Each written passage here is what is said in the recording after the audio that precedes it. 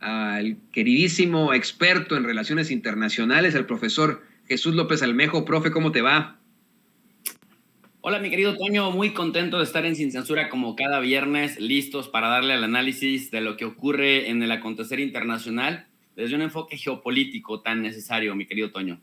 Así es absolutamente necesario que podamos tener el contexto de lo que está ocurriendo en estos momentos a nivel internacional, especialmente porque nos enfrentamos a una de tantas guerras, una guerra muy mediática, una guerra que también se ha convertido, ha tenido, pues vamos, frentes de batalla en las narrativas y en las redes sociales. Y hoy, querido profe, no hoy, se da a conocer en las últimas horas que el presidente Putin, el presidente de Rusia, exigirá el pago del gas en rublos, no en euros, no en dólares. Y en estos momentos la inflación en Europa es extremadamente alta. Vemos también escasez en Europa.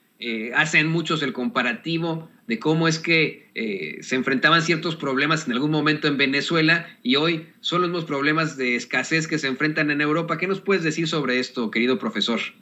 Mira, mi querido Antonio, te puedo decir muchísimo y por eso me gustó que hubieras puesto la interfaz de esta señora nefasta, esta panista Mariana Gómez del Campo, que de verdad nadie vota por ella. Es lo que conocemos en la ciencia política como una verdadera free rider. Free rider se conoce como raitero o alguien que se sube de a gratis y que siempre va de carga en los transportes. Entonces ella es una raitera, un free rider por el que nadie vota, pero que sí se convierte en un ente cancerígeno en la política que tiende a descarrilar proyectos beneficiosos para el interés público. Mira, ¿por qué digo esto y por qué lo sostengo con datos y con perspectiva comparada? ¿Qué es lo que le está pasando a los europeos en este momento que están arrodillados y completamente subordinados a Estados Unidos? Se metieron a una guerra que no era suya, tuvieron opciones, muchas opciones en sus manos para contener a Estados Unidos y a Canadá en su intento de romper con la neutralidad ucraniana. Hace mucho tiempo lo vienen diciendo personajes. Mira, no lo digo yo, que tengo 20 años trabajando en las relaciones internacionales, si tú quieres de manera modesta a nivel México, pero lo dice John Mearsheimer, que es uno de los hombres más prestigiados del mundo, que es profesor de la Universidad de Chicago, lo dice desde el año 2015. Si Estados Unidos intenta romper la neutralidad de Ucrania, vamos a hacer creer a los ucranianos que están en condiciones, en igualdad de circunstancias que los rusos y los van a destrozar. Si los europeos permiten que un gobierno estadounidense que esté fuera de sus cabales presiona para estar en las fronteras de Rusia, por los primeros que van a pasar es por Ucrania, porque eso está desigual. Si en lugar de llevar a Ucrania a una guerra frontal contra Rusia, la fortalecemos económicamente, la desarrollamos económicamente, tecnológicamente y también generamos condiciones para que los europeos de manera unida, poco a poco, vayan dejando la dependencia energética de Rusia, probablemente en unos 20 o 30 años haya más condiciones para lograr con éxito lo que se quiere plantear, porque de lo contrario, lo único que se logra es mandar a Rusia a los brazos de China, aun cuando Rusia quería ser más europea que asiática. Pero ahora, con esta ambición por parte de Joe Biden y el escándalo que ahora sí reconoce el NY Post e incluso lo está reconociendo también The New York Times, lo está reconociendo The Washington Post, que si era cierto lo de la laptop de Hunter Biden, en donde aparece con fotografías cargadas de connotaciones sexuales, drogándose, pero además con correos electrónicos que la persona que le arregló el disco duro de esa computadora que dejó extraviada en un centro por un año, que se lo pasó al equipo de Trump y publicaron pues todas las cosas surrealistas que pasaron con Hunter Biden. Parece que es una variable interviniente que sí nos explica porque hay una conexión entre Hunter Biden y la red de laboratorios que se llevaron a cabo en Estados Unidos. Entonces parece ser que sí nos explica el por qué la agresividad de Joe Biden, ahora que es presidente de los Estados Unidos, en empujar a Ucrania a la catástrofe. Y como le decía hoy Evo Morales en su cuenta de Twitter, Toño, dice, en lugar de mandar víveres, en lugar de mandar comida, en lugar de mandar alimentos, Estados Unidos envía armas, pero armas además de bajo calibre, armas cortas, con lo cual lo único que van a lograr es prolongar el sufrimiento del pueblo ucraniano, porque es como darle un chipote chillón a un niño para enfrentarse frente a un boxeador profesional. En este sentido, ¿qué tiene que ver esto con Mariana Gómez del Campo? Pues que Rusia, sin tener que tirar una bala sobre Europa, sin incluso haber agredido a Europa, Rusia pidiéndole a Europa que por favor le dieran una salida diplomática, los europeos se cerraron, siguieron insistiendo en su política de puertas abiertas a Ucrania, a Georgia, en todo intento de provocar la línea roja de Rusia, y además se sumaron a la agresiva política de Joe Biden de sancionar a Rusia por todos lados, desde los jugadores que no fueron al Mundial de Fútbol, desde expulsarlos también de Qatar, desde censurar incluso obras de teatro en ruso, al Bolshoi, etcétera, etcétera, etcétera. Una cantidad de tonterías increíbles que ahora que Rusia empieza a aplicar medidas espejo, te das cuenta, Toño querido, de la importancia de la soberanía energética. ¿Por qué digo esto? Porque hasta un 50% del gas natural que consume Europa proviene de Rusia. Los europeos no tienen recursos naturales.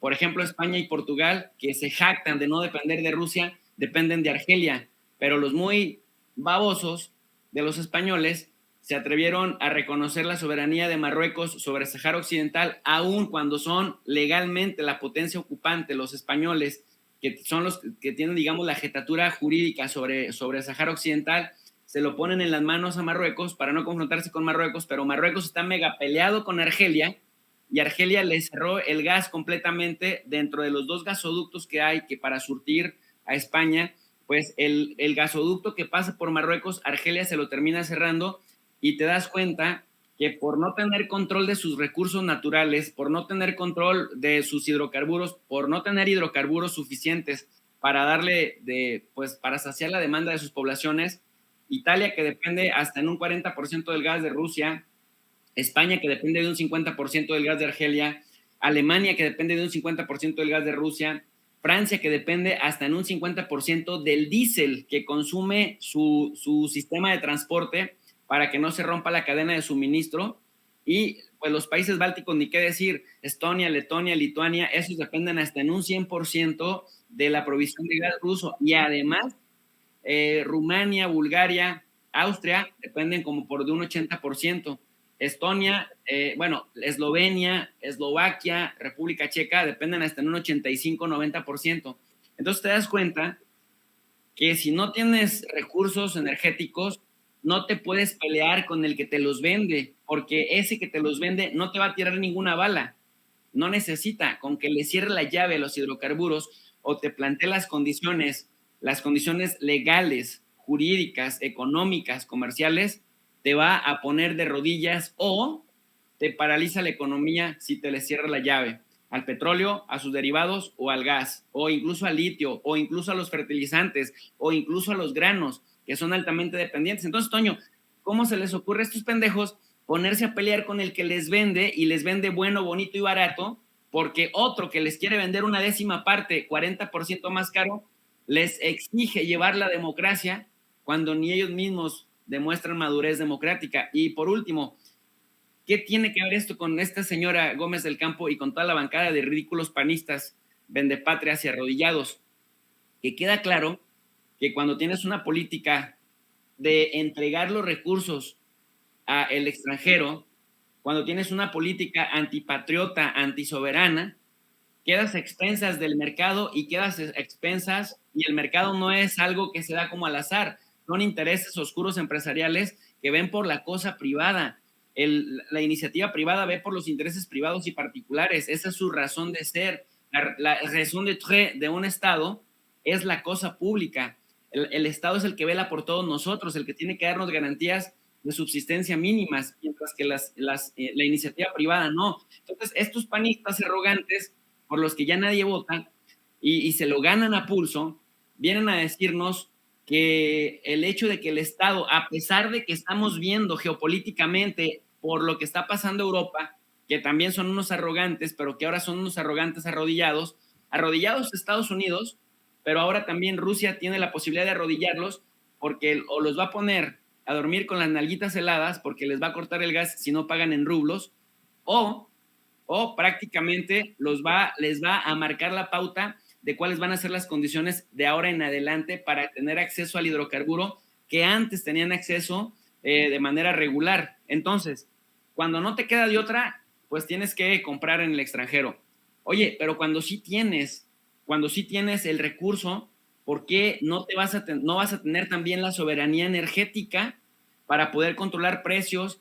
Y mira, Pedro Sánchez y Portugal, rogándole a la Unión Europea en Bruselas que por favor le dieran permiso a España de congelar los precios de la luz, porque ya no saben qué hacer con la electricidad, que está en su récord de inflación tremenda de 238 euros por megavatio por hora, y esto es algo que está llevando a la quiebra, digamos, a la clase media española.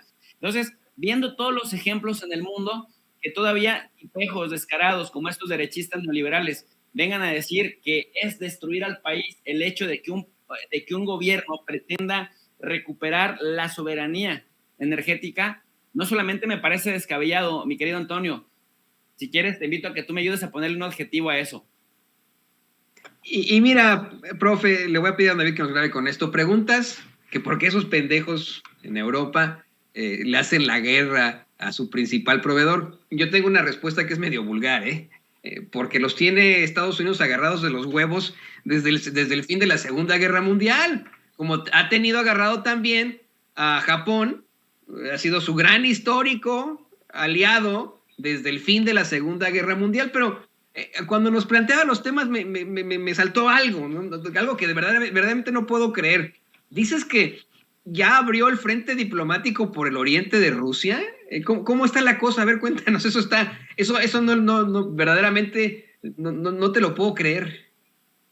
Mira, Japón tiene una relación con Rusia bastante extraña, de victorias y derrotas, pero cuando Japón percibe que los rusos están débiles, como comparten mar, comparten playas, como son vecinos por el Pacífico, hay unas islas, 4 islas que se llaman Kuriles. Para Rusia son las Kuriles del sur, para Japón son sus territorios del norte. Son pequeñitas en realidad, pero hay unas todavía más grandes que si uno ve el mapa de Japón, la isla más grande que mide unos 900 kilómetros de longitud por 100 de ancho, que están pegaditas a la frontera de Vladivostok hacia arriba en Rusia, pues también son cercanas a Japón, se llaman Islas de Sajalín. Estas islas han sido, digamos, botín de disputa desde 1905 en la primera guerra ruso-japonesa, que Japón derrotó a Rusia y fue la primera vez que un país asiático lograba derrotar a un ejército de blancos europeos. Y en ese sentido, ante la estrepitosa derrota de 1905 de Rusia, Japón ocupa hasta el 50% de las islas de Sajalín, se queda con todo el estrecho de las Kuriles, que ahora está reclamando, porque ahorita te cuento qué pasó, y también el Port Arthur, y prácticamente se lo queda, y además se queda Japón con el control de Corea, la península coreana. Pero después, pues tiene 40 años de gloria Japón, este imperio también genocida, que causó muchos estragos en China, en Taiwán, en la misma península de Corea, y bueno, que le arrebató varios territorios extensos a Rusia, sobre todo en el mar, muchos bancos pesqueros. Pues en la Segunda Guerra Mundial ya sabemos cómo termina Japón, cómo termina ese imperio genocida, con 2 bombas atómicas, y desde entonces queda sometido completamente a Estados Unidos. Curiosamente, Rusia es el país más sufrido en la Segunda Guerra Mundial. Se estima que tiene una pérdida de entre 25 y 27 millones de seres humanos que perecieron ante la invasión nacional socialista, pero cuando logran derrotar a los nazis entre abril y mayo de 1945, ya para agosto ya están en Berlín por un lado, pero una división se va hacia el Pacífico hasta Vladivostok, que es la ciudad importante rusa en el Pacífico, por el Transiberiano, que son aproximadamente unos entre 10,000 y 12,000 kilómetros de distancia por tren. Entonces llegan al Pacífico, y cuando Estados Unidos ya ves que lanza 2 bombas atómicas, una el 6 y otra el 9 de agosto. Cuando lanza esa segunda bomba atómica, entonces el Ejército Rojo ataca a Japón, ya sabe que se va a rendir, y muchos dicen, es que lo ataca porque ya lo veía acabado. En realidad, si lo vemos como una novela de Hollywood, efectivamente, pero si lo vemos desde un punto de vista geopolítico, Rusia, en ese tiempo la Unión Soviética, vamos a ponerle Moscú y Washington, en ese tiempo Moscú y Washington ya se estaban disputando el reparto del mundo.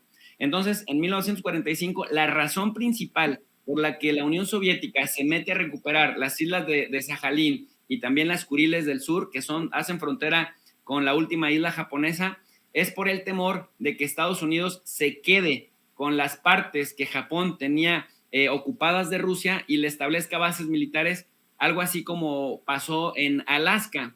Entonces, bueno, prácticamente se pone ahí el Ejército Rojo y desde entonces hasta la fecha Japón ha intentado lograr algún acuerdo. En 1956 tuvieron un acuerdo, en ese acuerdo nada más regresan, digamos, las relaciones diplomáticas, pero Rusia le dice, en este caso la Unión Soviética le dice, ya no vas a tener soberanía sobre estos territorios que ahora administro yo.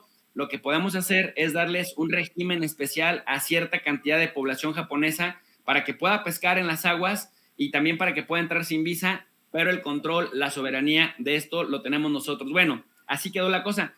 Ahora nuevamente Japón percibe que Rusia está debilitado por las sanciones. Japón mismo se puso a sancionar a 67 personas en lo individual de Rusia, incluido Vladimir Putin, Medvedev, Sergei Lavrov, es decir, toda la cúpula principal, y también Japón invitó a sus empresas japonesas a salir de Rusia, se sumó a la ola de sanciones y ahora anuncia el 21 de marzo reciente, percibiendo Japón que Rusia está debilitada, pero sin dimensionar que esto apenas empieza y que Rusia es una potencia energética y es una potencia nuclear. Japón declara unilateralmente que la ocupación de Rusia de las Islas Kuriles, a las que Japón denomina sus territorios del norte, es una ocupación ilegal y que Japón puede aspirar a cualquier estrategia para recuperarlas. Y Toño, un personaje que tú conoces muy bien, Rahm Emanuel, que fue el alcalde de Chicago. Sí, como lo conozco, man. De Estados Unidos en Japón, pues ya también salió a hacer el comparativo de cómo Rusia es tan peligrosa, que se come los territorios de los vecinos, como estamos viendo en Ucrania, y que por eso también Estados Unidos le da completamente su apoyo a Japón en la estrategia que Japón decide emprender en contra de Rusia. Y a mí lo que me parece bastante cínico de todo esto es que si en el 45 las bombas que Estados Unidos, prohibidas por las convenciones de La Haya, que detonó en Japón, aplastaron a Japón y lo hicieron completamente dependiente de Estados Unidos, un completo subordinado, pues Japón mismo juega en contra de sus propios intereses porque tiene todo que perder y muy poco que ganar en caso de que ganara, porque entonces confirma las sospechas que tiene Moscú de que esas islas que Japón supuestamente quiere recuperar para ellos a un costo brutal de una guerra que se desataría, digamos, en esta parte del mundo, pues es para que Estados Unidos establezca también bases militares para el resguardo de Japón. Un total sinsentido, Toño. Rahm Emanuel dice que se come Rusia los territorios cercanos a su territorio, a su país, como él se comió con su gobierno los programas extracurriculares que verdaderamente necesitaba la comunidades del oeste y del sur de Chicago afectadas por el racismo, por la segregación, por el crimen. ¿Qué hijo de la chingada ese Rahm Emanuel, ¿eh? Estoy muy, muy feliz, querido profe López Almejo, de que ya no sea el alcalde de Chicago, pero aguas, porque buscará en algún momento regresar a la política y jugarnos el dedo en la boca, haciéndonos pensar que es un nuevo Obamita, ¿no? Cuando, para nada, qué terrible político. Querido profe Jesús López Almejo, como siempre un placer platicar de este tipo de temas sin pelos en la lengua, como debe de ser. Por favor, compártenos tus redes sociales para que la gente te busque este fin de semana que siempre tienes muy, muy llenos y muy, llenos de información como profe de RI, como gran analista de la geopolítica. Muchas gracias, mi querido Toño. Nada más como último apunte, Rahm Emanuel es hijo de un halcón israelí proclive a la ocupación brutal que tiene Israel en Palestina y formó parte de unos grupos de mercenarios llamados Irgun y Stern, y eso pues te da a entender que de tal palo tal astilla, de dónde viene pues toda esta forma de trabajar en contra de los pueblos del mundo. Mi canal, al que los invito a toda la audiencia de Sin Censura, se llama Tu Profe de RI. Damos clases gratuitas de relaciones internacionales y geopolítica y tratamos de repetir la dinámica universitaria. Pues ahora sí que, como tú dices, mi Toño, yo me sumo a eso para el despertar de las conciencias, para buscar la verdad con justicia y para fomentar el espíritu crítico y hacer un contrapeso digital, porque vemos que aunque la caballada anda flaca en los medios tradicionales, no dejan de echarnos un montón, no deja de ser masivo, y realmente cuando uno platica con personas que solo se documentan a través de medios de comunicación tradicionales, te das cuenta lo alejado que están sus análisis de la realidad. Así que, pues es el esfuerzo. En el canal de Tu Profe de RI queremos ser también un contrapeso digital y despertar conciencias. Pues exactamente, es lo que necesitamos hacer en estos momentos en todo el mundo, despertar las conciencias y ejercer siempre ese espíritu crítico. Muchísimas gracias al doctor Jesús López Almejo, experto, usted lo sabe perfectamente en relaciones internacionales y nuestro profe de RI. Gracias, querido Jesús, nos vemos pronto. Gracias, feliz fin de semana, les mando un fuerte abrazo a todos. Feliz fin de semana y grábenos, don David. Mire,